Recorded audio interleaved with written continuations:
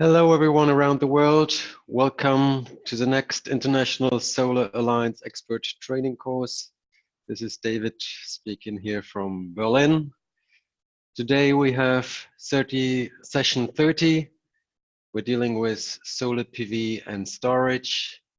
And while we look at all potential storage options for the electricity system, in this webinar, actually, we're primarily focusing on the more innovative electrochemical storage options. That means battery storage. And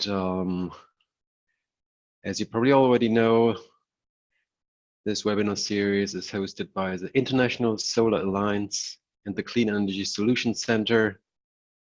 Very much appreciate providing this platform for all of the international solar PV experts out there around the globe. I am Dr. David Jacobs from the consulting firm IET International Energy Transition, working in renewable energy policies for the last 14 years, working in a lot of countries, and in the last couple of years, we saw more and more interest also in combining solar PV technologies with storage options, with battery storage option for the residential and commercial sector, and so on. So I'm very glad to share some of the recent experiences in different countries around the world. So this is part of a larger course. In this course, we have a total of 8 modules, including policies for distributed solar PV, for large-scale solar PV, also interesting the future of solar policies, discussing a little bit how we might advance after having experienced feed-in tariffs, auctions, and so on for many decades, technical integration of solar, socioeconomic aspects such as job creation, off-grid solar, solar heating and cooling. And this webinar is actually part of module 5, where we look at market integration and system integration. So you might have already looked at some of the other webinars of this module, where we discuss the basics of solar PV system integration, also aspects of the merit order effect, the duck curve in the California electricity market, and so on. So if you want to have further information about some of the context we're discussing here, please also check out the sessions on distributed solar PV, large-scale solar PV, and the future policies for solar PV in order to have some more background. So here just a quick overview of what we will discuss over the next 50 minutes. First of all, we're going to look at the learning objective. Then we want to understand the applications of solar and storage in the electricity system in general, and then for solar PV and storage in the residential sector in particular. As always, we will have some further reading for you, further reading material for you, and we will have some final knowledge checks, some final multiple choice questions for you, so you can check out whether you understood the main takeaways of this webinar. So what is a learning objective for the next 50 minutes? We want to understand the services that storage technologies can provide to power system more generally. We also want to understand the effects and the benefits of combining solar PV systems, residential solar PV systems, with battery storage. So what impact does this actually have on your self-consumption ratio, on backup capacity, and the like? And finally, in the second part of this webinar, we also want to look at some of the recent market trends of lead acid and lithium-ion storage technologies. And we also want to understand some of the recycling challenges related to an increasing rollout of electrochemical storage technologies around the world. So let's start by looking at energy storage, electricity storage, and services it can provide to the energy system. I wanted to start with a nice illustration of a recent IRENA report, storage report from IRENA, where they looked at the actual storage capacity that is available in electricity markets around the world. And you can clearly see here that the storage market in the electricity sector is largely dominated by the conventional storage technologies, namely pumped hydro storage, responsible for 95 or more % of the total market shares. But as already mentioned at the introduction statement, we actually want to focus at some of the electrochemical later batteries technologies, namely lithium-ion batteries and lead-acid batteries, which are primarily used for solar plus storage options, both in the on-grid and off-grid sector. To understand storage, the image of a bucket is always useful. So I just wanted to pick up this imagery here as an introduction.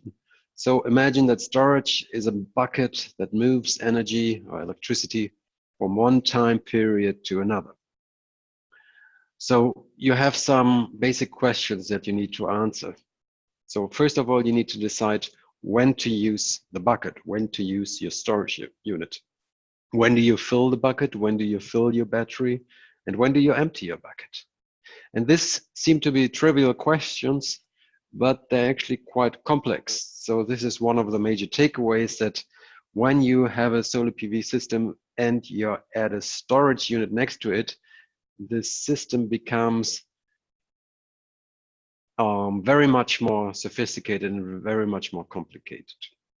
A solar PV system is a very simple system. You just put it on your rooftop and it produces electricity whenever it has to. Of course, there are some additional features built into your inverter that, for instance, it is able to provide some ancillary services to the grid, such as frequency control, but you don't have to care about it. That's all built into the hardware and you actually don't have to do anything. However, as soon as you add a storage unit next to it and you have to decide when to fill it and when to empty it, the whole complexity of the energy system, of the electricity system that you're connected to, comes at you, and you have to understand really how electricity systems function and what the price differences are, and so on and so on and so on. So it's quite complex, even though the questions, when do you fill it, when do you empty it, seem to be quite straightforward. There are, of course, additional complication when it comes to storage units or the bucket that we use here as an image. So you have to ask the question, for instance, how fast can the bucket be filled or emptied? Which is also very important. For instance, when you want to use storage to follow some of the ramps that solar PV systems are causing in the electricity systems, then this is, of course, a very important question to ask. How much does my bucket cost, or how big does it have to be, which, of course, influences quite a bit the cost of it if I buy a big bucket or a small bucket. And this is then the question, for what kind of uses do you actually want to apply your storage unit? Do you just want to have storage for a couple of additional hours in the day for your solar PV battery system? Or do you maybe want to go fully off grid and use the storage for all of the times that your solar PV system is not running, as you might want to calibrate your system when you talk about off-grid applications or mini-grid solutions? How long will the bucket last? Also a very important question when it comes to storage. Will using the bucket in a certain way cause it to fail earlier or faster? Is discharging and charging of my battery affecting actually how long my battery will last? So all of these questions need to be answered, and this already shows you a little bit the complexity when it comes to adding battery storage or any other storage unit to your solar PV system. And then, of course, the value of the energy must be worth more than the time at the time when you empty the bucket than it was at the time when you filled the bucket. So you need to play this arbitrage game where you're filling the bucket in times of low electricity prices and you empty it again at times of high electricity prices. And this is what we're going to look at as well. So just as a small introduction to energy storage, and to continue in this, As I mentioned before, there's quite a lot of services that storage can provide to the power system. And here's also a nice graph from Irina once again, where they have listed the different services that storage can provide to the different market segments. So for instance, to bulk energy services, we already talked about the arbitrage business, that you are able to fill the bucket at a certain moment of time and then empty it at a different moment of time. You can also have some electric supply capacity, for instance, supplying peak demand with storage capacity in your system. We also discussed already a little bit the ancillary services that storage can provide in terms of voltage support, black start capability, and so on. Storage can also help you to reduce your transmission and your distribution grid upgrades. It can also, now we're coming to the customer energy management services, it can increase power quality. And now looking at these red fields, which indicate also the support of storage to integrate variable renewable energy technologies such as solar PV, it can of course increase power reliability. It can help to reduce your retail electricity price by shifting demand. You can avoid demand charges by demand charge management, and you can also increase self-consumption, which is one aspect we're going to look at more closely. And then last but not least, in the off-grid and in the transport sector, storage is of course a very important feature. You couldn't really run a solar home system properly without storage, in case you don't want to combine it with a diesel genset. You can actually run it quite well with solar PV and a battery system and provide at least the minimum services to people and villages around the globe. It can also provide stability, system stability to mini grids, and it can facilitate quite a high share of variable renewables in those mini grids as well. And of course, in the transport sector, storage, battery storage is the prerequisite for actually electrifying large parts of the transport sector in the coming decades. So we can't deal with all of this in the next 20 minutes. Therefore, I would like to focus with you on three different aspects. First of all, looking again at energy arbitrage. So this major feature of energy storage is well understood by all of the people watching this webinar. And then really look at two other aspects, the impact storage might have on reduced grid expansion, especially in the distribution sector, and then also reductions of demand charges, which might be built into your electricity price. But before we start looking at this, I wanted to highlight, first of all, that storage from an electricity system perspective is only one of the flexibility options that you have available for integrating increasing shares of solar PV in your system. As you probably still remember from session 27, where we looked at the different flexibility options, there are several other options, including grid expansion, more flexibility from conventional power plants, dispatchable renewable energy technologies such as hydropower and biogas, curtailment of wind and solar PV, more flexibility from the demand side. And then last but not least, we also have flexibilities through storage. So this is just to highlight that you should not jump straight away to the conclusion that just because you have variable renewable energy technologies such as solar PV, you need to combine them in order to balance your fluctuations on an individual plant size level. This normally doesn't make any sense from a macroeconomic perspective, because from an overarching perspective of the electricity system as a whole, some of the other flexibility options that you have available might be much more cost effective. So this just as a general introduction, and therefore I recommend checking out session 27 again on system integration. What we've actually seen in a lot of systems that have been modeled, especially highly interconnected systems like the European system, it became clear that storage technologies, increasing shares of storage, would only be necessary at very high shares of variable renewable energy technologies or renewables as a whole. When you reach shares of 80% and you really have a lot of hours in the year where renewable energy generation is far exceeding demand and you no longer can cope with it by just curtailing renewables once in a while or by adding more flexibility on the demand side. In these cases of power systems with more than 80% of renewables, storage really becomes necessary also from a macroeconomic point of view. However, from an individual perspective, if you're just a household, you have a solar PV system on your rooftop, and you're thinking about adding a storage unit to it, then your calculation will certainly be much different, and you probably come to the conclusion to adopting a storage unit much earlier. And this of course depends quite a bit on the electricity market rate design that is in place in your country, which is also part of this webinar series, and of course also on the support mechanisms that is in place, whether it's net metering or feed-in tariff, which also offers you quite attractive rates for feeding in excess electricity into the system. Then of course storage is not such an interesting thing to do.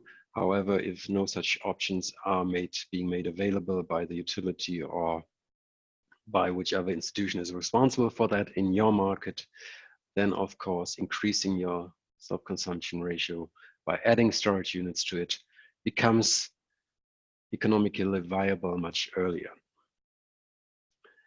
This just as an introduction. Here just one simple image which shows you once again the energy arbitrage business, which is the major part of any storage unit. So as already mentioned before with our bucket image, you see that the point of a storage system in order to earn money in electricity markets is to charge the batteries, charge your storage unit in times of a lot of electricity in the system, which then of course in competitive wholesale markets leads to low electricity prices.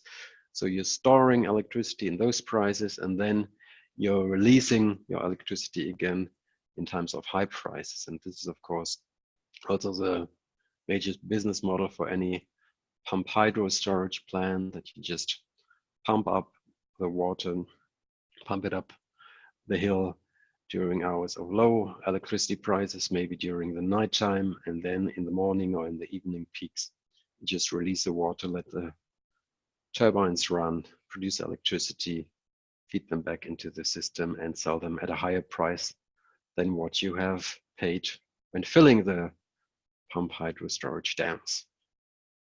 So I hope this general concept is quite intuitive. Now it gets a little bit more complex because now we're talking about electric storage or battery storage for certain market services, for instance, meeting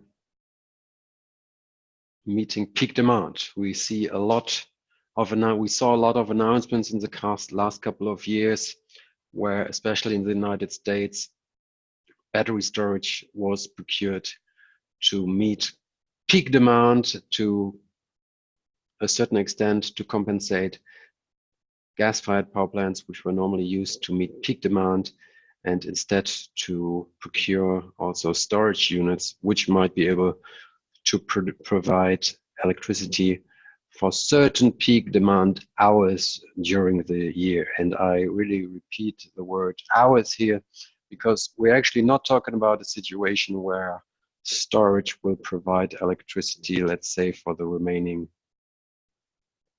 10% of the electricity system during peak demands, but we're really talking about extreme peaks, which you only see during a couple of hours or days per year.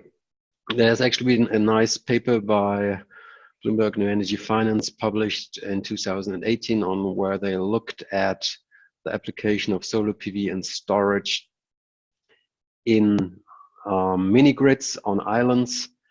And it became quite clear also from their analysis that yes, you can use battery storage for meeting extreme peaks, But as soon as the peak duration gets larger, as it is shown here on the left-hand side, also the cost of your battery or the size of the battery that you need actually increases almost exponentially. And therefore, you're really only able to meet the very high peaks, and you're still required to use other maybe fossil fuel-based power generation technologies such as open cycle gas turbines to meet the larger peaks which might occur on a daily basis. What is, however, interesting in a lot of markets around the world is to use solar PV for the evening peak. Because in a lot of countries around the world, well, we see solar PV, of course, peaking power generation during midday. However, when everyone comes home from work and switches on their appliances, whatever it is, the oven, the TV, and so on, then the sun has already set and it can no longer provide the electricity that is needed in order to meet this peak demand during evening hours. So a lot of countries around the world, for instance, South Africa, are now thinking about storage programs which will enable prosumers, so people with solar PV systems on the rooftop, to add a small electricity storage unit next to the PV systems, because this would actually allow to shift the solar PV generation from day generation hours. And this would then also reduce quite significantly the system cost of the South African electricity system, because the utility Eskom is currently struggling with how to meet the evening peak demand, which is the most severe and the most expensive peak during the entire systems. So by adding a small storage unit, battery storage unit to the solar systems on private rooftops, you could actually help the electricity system quite a bit. So once again, it is very much necessary, as this example shows, to analyze your electricity systems. When do you have the peaks? When do you have the off peaks period? And then probably also provide very specialized incentives programs that will allow you to use solar PV plus storage in order to reduce the cost of your electricity system as a whole. Because what will happen if you don't have any such incentives might be that adding solar storage to solar PV systems might actually make the problem worse. And here is an interesting analysis from some German researchers and Agora Energiewende, where they have looked at the potential impact of adding battery storage to solar PV systems and what will actually happen if you don't run these battery systems in accordance with the needs of the electricity grid as a whole. So here's an example of system unfriendly charging and discharging of batteries.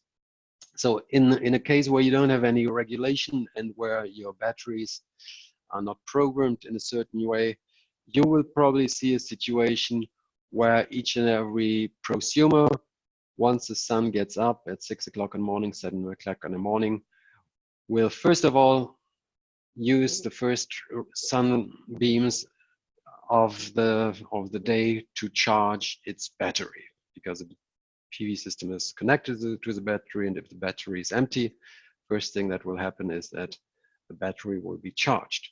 And once the battery is charged, you see a much higher ramp here all of a sudden occurring at about 11 o'clock in the morning. All of a sudden the battery is full, and then the solar PV will no longer be fed into the storage unit, but it will go directly into the electricity systems if it is not self-consumed anywhere else in the household. And then all of a sudden you will have this very steep gradient that you wouldn't have without the battery, which of course makes the challenge of integrating solar PV much worse. And therefore they have argued for actually programming the storage unit in a way that they operate in a more system-friendly way, in a forecast-based way, that you look at the electricity demand in the next couple of days or in the coming day, then you see when electricity demand is peaking, when you have off peaks, and then you can actually charge and discharge your battery, not only in accordance with your own optimization of self-consumptions, but also in accordance with the needs of the electricity systems as a whole. So instead of using the electricity that you use in the morning hours for charging your battery, you would just self-consume them or even feed them into the grid in the morning hours, and then you would rather charge your battery with the electricity that you're producing at daytime, because this is normally when you have access in the systems, and this is also when the electricity that you sell to the system has the least value. So instead of just feeding it into the system, then you rather store it in the battery, and then you can release it maybe in the evening hours when you have some of the peaks occurring. And this, of course, makes it necessary that the batteries are programmed in a way, or that they can be accessed via remote control from a system operator. So that this information can also be given to the battery. So once again, this is just a depiction of how complex a solar plus battery system can actually become, because you're influencing the potential impact of your system on the overall electricity market system can be much more severe. Now, let's look at another aspect quite different from this one, and this is demand charges and the potential reduction of demand charges that you can have when adding batteries to your solar PV systems.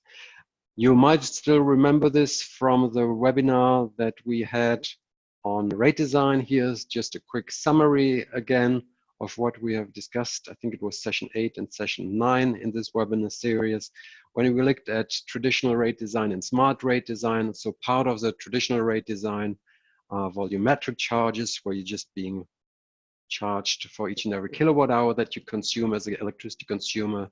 You might have fixed charges, which will occur maybe on a monthly basis. And then you also have demand charges, and the demand charges are usually set based on your maximum electricity demand within a certain period, so maybe within a month. And by reducing your maximum demand within this period, within 1 month period, you can also then reduce your electricity prices that you pay quite considerably. Please keep in mind that demand charges for the time being are primarily applied to commercial and industrial customers, but we now see more and more utilities and markets around the world where also demand charges are being discussed for the residential sector. So the mitigation effect that batteries might have on high demand charges might also become applicable to residential prosumers quite soon. So here's a nice depiction of this effect by Alquist paper from 2017, which you can also find in the further reading section at the end of this webinar.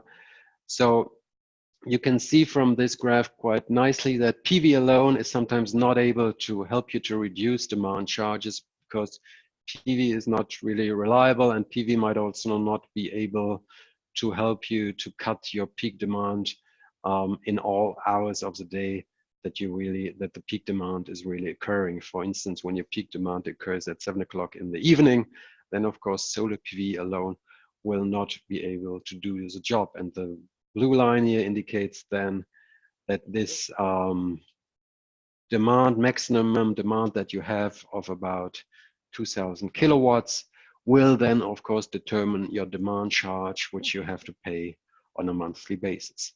However, when you have solar PV plus battery, this will enable you to reduce your demand charges much more effectively, because you can actually use your battery to really eliminate your maximum demand within a certain period of time, which is shown in the next graph, where you can see the green bar here now shows that you have been able to reduce your maximum demand by having a battery next to your PV system from about 2000 kilowatts down to now, well, 1,800, 1,750. And this, of course, then reduces your demand charges, and you can save actual money every month that you would have to pay to your utility.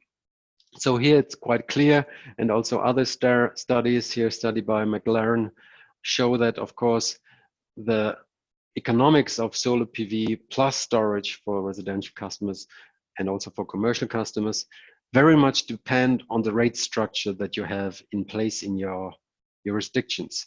If you have, for instance, a flat energy rate, just payments per kilowatt hour that you're paying, then the economics of adding storage are not as much there as, for instance, as when you have time of use rates combined with demand charges, which you can see here in the very middle, where you can see that solar only, but also solar plus storage are cost effective in quite a lot of jurisdictions in the United States. So this is based on the United States, but this is also generally the case for all jurisdictions around the world, that of course, having demand charges and having time of use rates in place will also incentivize solar PV plus storage much more than when you just have volumetric rates.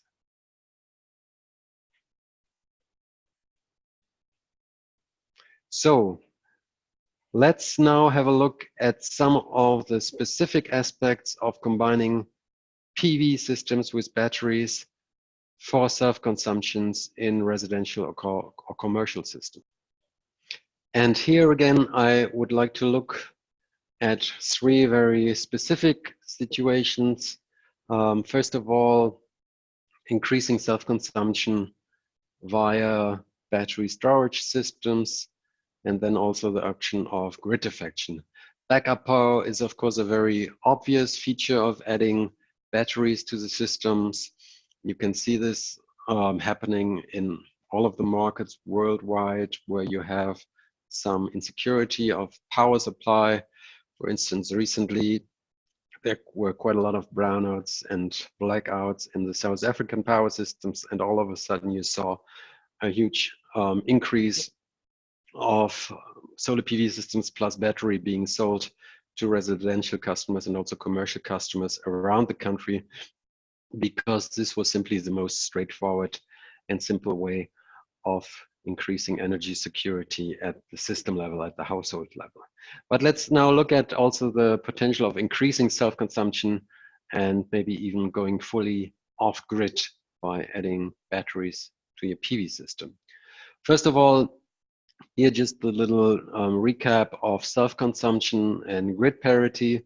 Of course, you probably still remember this from our introduction on grid parity. That was session 4 of this webinar series, where you actually start to have an intrinsic economic motivation to become prosumer as soon as the solar PV electricity price from your rooftop is lower than the retail electricity price that you have to pay to your utility. And then by adding a solar PV system on your rooftop, which is then indicated here by the red bar, which is showing your solar PV generation, you can actually reduce everything that you buy from the utility, which is indicated by the bluish bar, the consumption. So you can have certain amounts of your electricity demand are being eliminated because it's being self-consumed. This is a violet field here. And then some of the excess electricity that you're producing during the midday when you might not be at home, you might be at work, so you're not really having most of your consumption during those hours, then you're actually feeding in the excess into the grid. And then, of course, depending on the policies that you have in place, the net metering regulation, the self-consumption regulation that you have in place, it might make sense to feed that excess electricity into the grid because you get a certain remuneration for that, or it might not make sense at all because you might not be able to do that, or your utility is only paying you very low prices and you're always angry at the end of the month why you have given this energy away for free again to the utility. So you have a very strong incentives to optimize your self-consumption further by maybe adding a storage unit to it. And this is what you can do by adding a storage unit. So instead of just feeding that electricity back into the grid, you're actually storing it in your electricity, and then you're using it maybe in the morning hours when you're still at home, and in the evening hours when you come back from work. And this way, of course, you can increase your self-consumption ratio quite a bit when, for instance, a normal self-consumption ratio of a solar PV system would be 25 to 35%. By adding a battery storage unit, you can easily increase this to 50 or even 60%. Now, of course, you can further increase your demand and therefore also your self-consumption ratio by also adding additional electric loads to your solar PV system that you have on your rooftop. And this is, of course, also part of the whole story of sector coupling the electricity sector with the transport sector, with electric vehicles, and also the heating and cooling sector. So if you add a solar PV, or if you add an electric vehicle to your house, then of course you could further increase the self-consumption ratio, and maybe even choose a larger scale solar PV system and a larger scale battery in order to do that.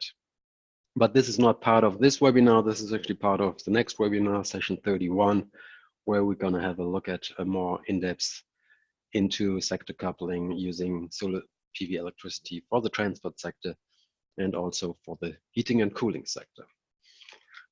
Now, finally, I wanted to look with you at the option of grid defection as well.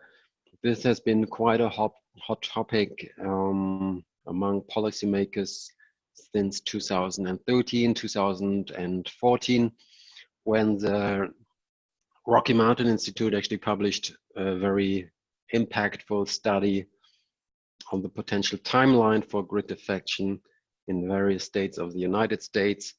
And they were doing some calculations of when individual customers, residential customers, might actually decide to cut the cords with the electricity systems and to just provide their own power with solar PV plus battery plus other distributed generation technologies options.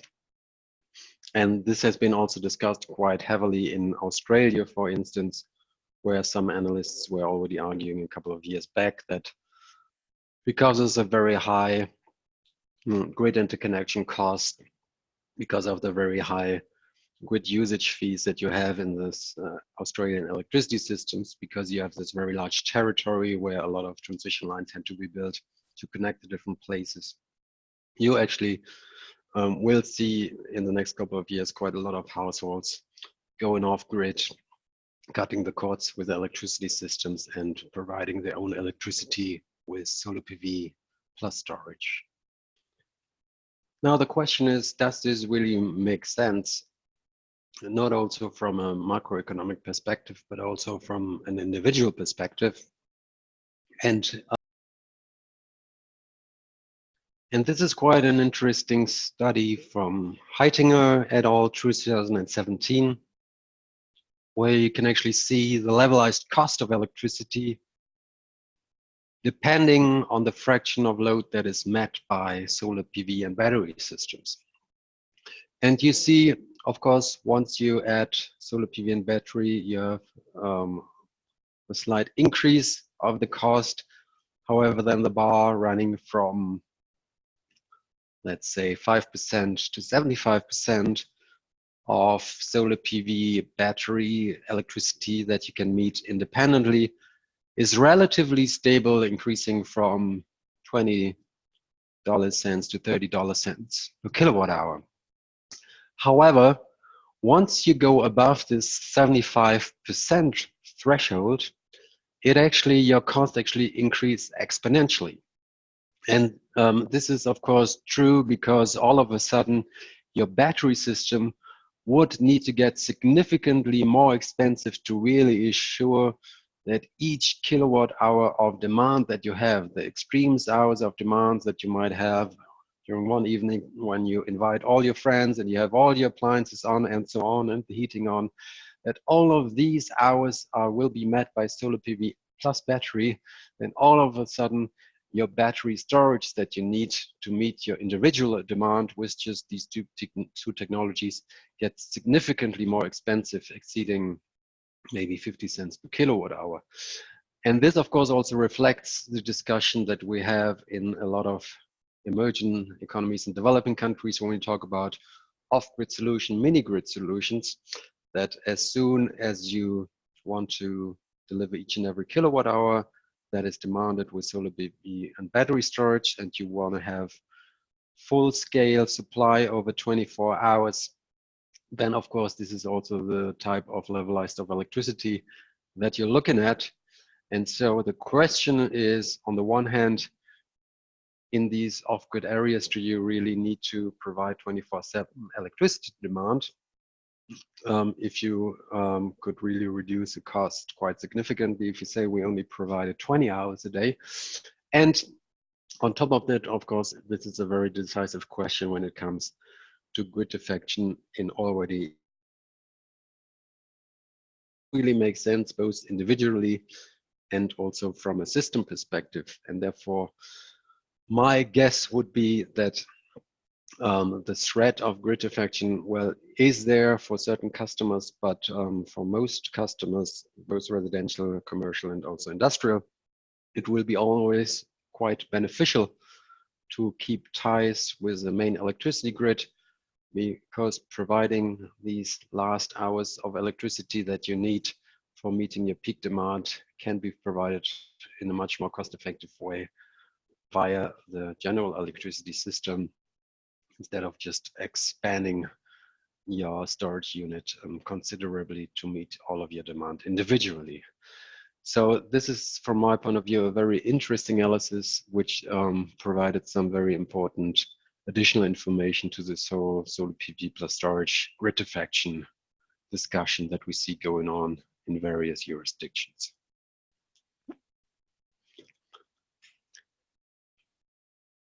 Now, the last 20 minutes or so I'd like to use to look at some market trends in battery storage technologies, primarily lead acid and also lithium-ion batteries. The global investment in battery technologies has increased quite significantly over the past decades, primarily triggered by the IT sector, electronic equipment, of course, as well, or computers and smartphones, but also the renewable energy sector was quite a decisive driver even before the automotive industry with the electric vehicles. The renewable energy sector was actually even more of a driver with all of the solar plus storage units that have been installed in many on-grid and off-grid applications. Lead acid batteries have most commonly been used with a total world market of about 33 billion. Please keep in mind that most of this is actually used for the automobile industry. Most batteries are still running there on lead acid. However, lithium-ion is picking up very fast, already having a world market of about $16 billion in 2015. And this trend that these two battery storage technologies are really leading worldwide is also reflected in the renewable energy sector, where lead acid was kind of the default option since 2000 or until 2015, but then lithium-ion actually picked up quite significantly for a large number of appliances. So looking at lead acid batteries, this has been the historically mostly used battery type already for the last 150 years. 85% of lead worldwide actually used for battery production, and lead recovered by the recycling of lead acid battery is primarily also used for batteries once again. And there is options to recycle them well, but this is also quite challenging, as we will see in a couple of minutes from now. So here are just some of the advantages and disadvantages of lead acid batteries. We have quite a low initial cost compared to other rechargeable batteries, also lithium-ion batteries, which is sometimes a big advantage, especially when you talk to customers in developing countries, which might not have the money to buy the more expensive technologies upfront, even though over the whole life cycle that might be the cheaper option. They are also highly reliable and have quite a good round trip efficiency, meaning that feeding in and feeding out electricity, you don't lose a lot of electricity during the meantime, only 10 to 30%. They have relatively low maintenance requirements. There's already an established recycling infrastructure and natural incentives for reuse, because lead actually has an intrinsic value. So the lead batteries are normally delivered to some of the recycling points within your country. It can also be used for as large-scale storage appliances. It has a very low self-discharge rate, which is sometimes the problem with lithium-ion batteries. However, there's also some significant disadvantages. The total lifetime costs compared with lithium-ion are quite high. You have relatively low cycling times, low energy density as well, and also poor performance at lower high ambient temperature, which might be a problem when you talk about the use of solar PV plus storage in some of the hotter countries around this globe. It cannot be easily stored in a discharged condition. And the most problematic aspect is certainly that it has quite severe hazardous substances, quite a lot of toxics in there, which include a very high environmental and safety risk as well for all of the people dealing with these batteries. Lithium-ion batteries, this is a relatively young technologies, first used by the Sony Corporation back in the 1970s for some of the electronic equipment, but today it has really emerged as the global battery storage default option for a lot of the cases. The cost of lithium-ion batteries has also gone down, which is part of the explanation why this is now becoming the default option, with annual price reductions of about 20%. And some studies suggest that the prices might even fall more rapidly in the futures. For instance, there's one study assuming that there will be a decrease of about 32% annually, price decrease between 2018 and 2022. So a lot of potential still for further price reductions here, whereas the other battery types, especially lead-acid batteries, are already around for so many years that we are not expecting so many more price reductions in this. So here's just a graph from a Bloomberg Energy Finance study indicating the past price reductions over the last, from 2010 to 2016. And please also keep in mind that this came simultaneously or similarly to the price reduction that we see with solar PV, where we also saw over the last 30 years annual price reductions of about 21%, this so-called learning rate. So lithium-ion batteries are expected to become the default option for energy storage in the future, making up to 20 billion per year of market by 2040, a tenfold increase compared with today. And already today, lithium-ion batteries are the preferred choice for household solar PV batteries, appliances, for residential sector, and also in the off-grid sector for all pico and small-scale installations. And even for larger scale off-grid systems such as mini grids, we now see more and more donors, because most of them are donor financed, more and more donors moving away from lead-acid batteries to lithium-ion batteries, simply because the stigma of lead-acid batteries as being problematic for human health and also for the environment is quite heavy. So again, here's some advantages and disadvantages of lithium-ion batteries.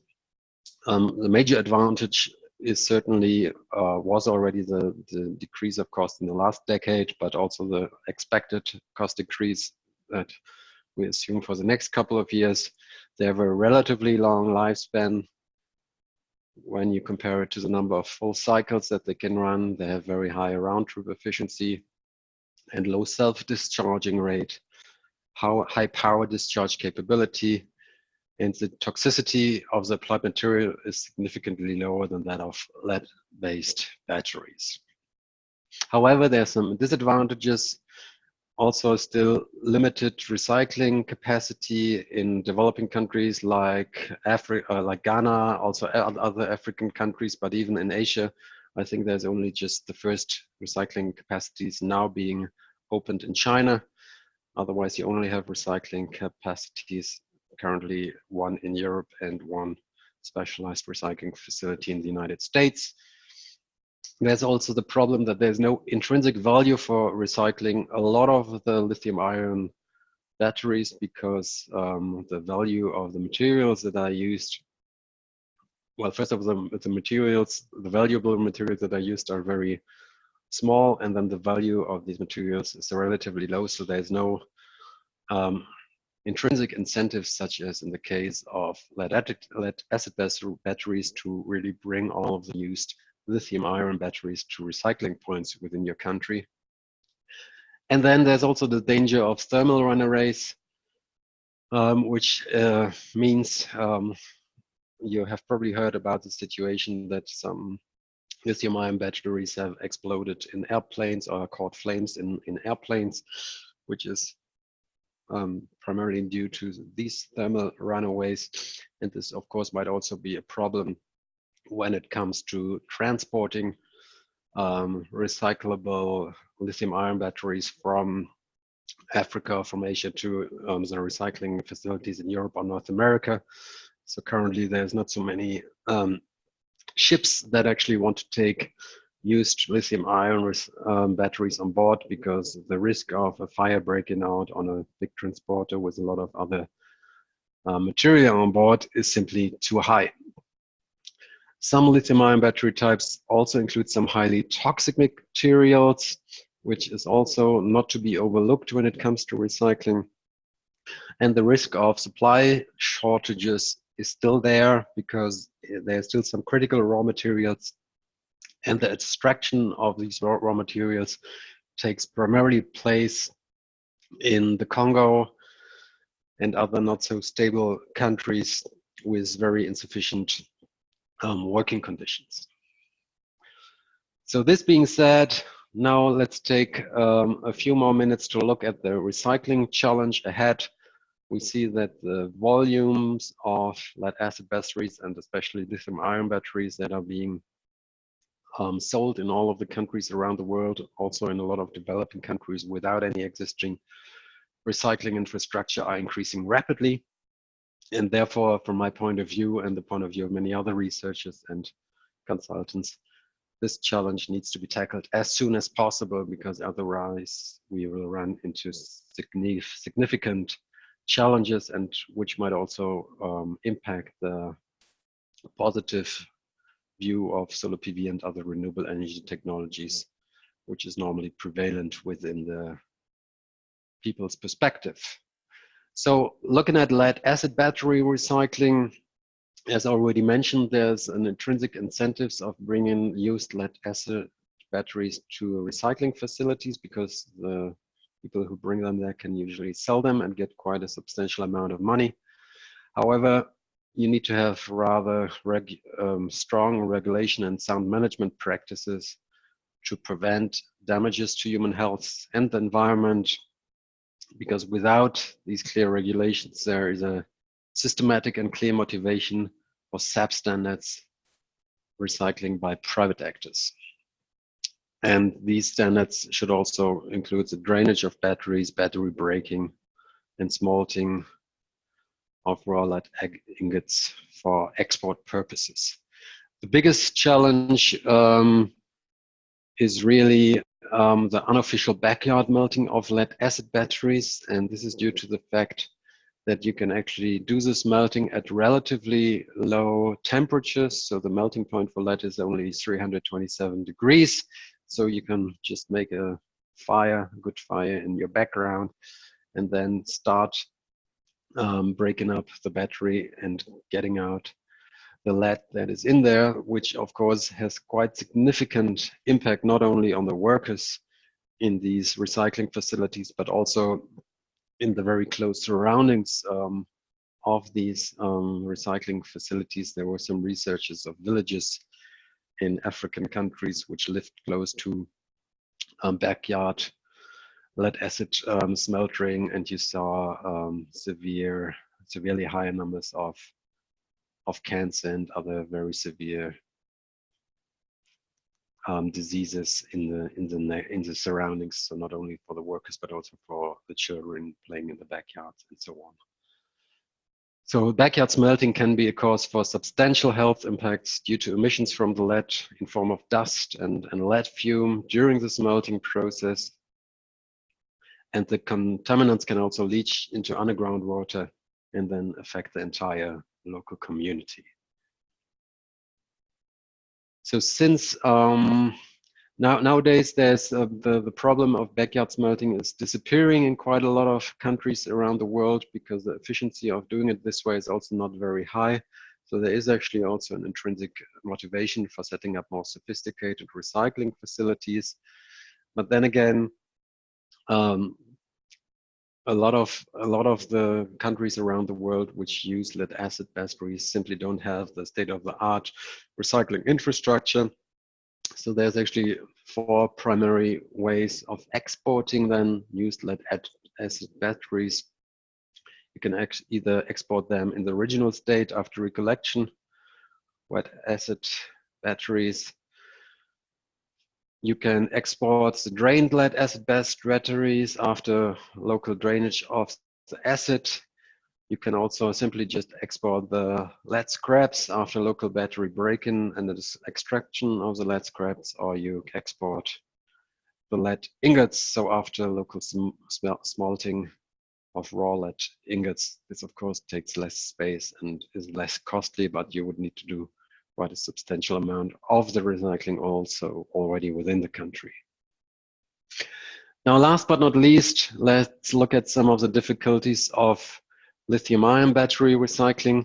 As mentioned already before, there's currently only very few specialized recycling facilities for lithium-ion, which surprised me very much when I researched this in the very first place, because you would assume with so many lithium-ion batteries being sold over the last decade within the IT and also computer branch, you would have much more specialized recycling, but no, there's actually only one in Europe and one in North America, and now a few more being opened in China.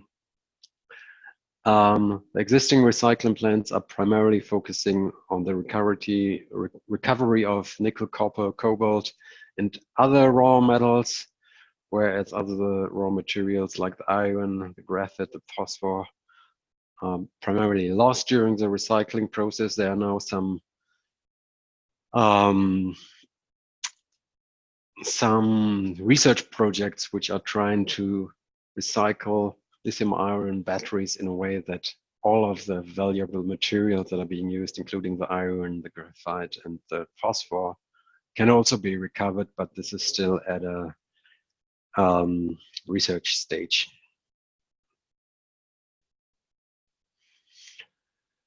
Then, of course, the biggest problem is that there's, for a lot of the material, a lot of the lithium-ion batteries, there's not an intrinsic incentives for recycling. The recycling of these batteries can actually cost up to $5,000 per ton. But it could also, for some lithium-ion batteries which contain cobalt, there is also some cases where there is a positive value for the material.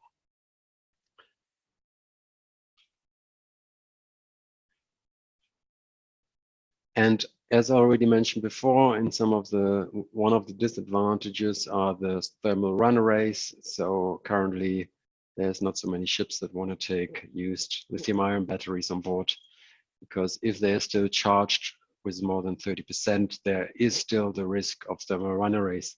One of the very easy solutions, of course, is that you just let the lead acid batteries wait for a couple of weeks, because the self-discharge, of course, leads to a situation where these 30% will then be gone.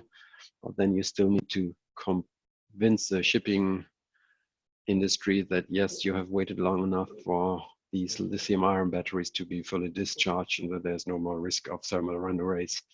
And I think there's no real experience right now of how you can actually make this happen in the real world.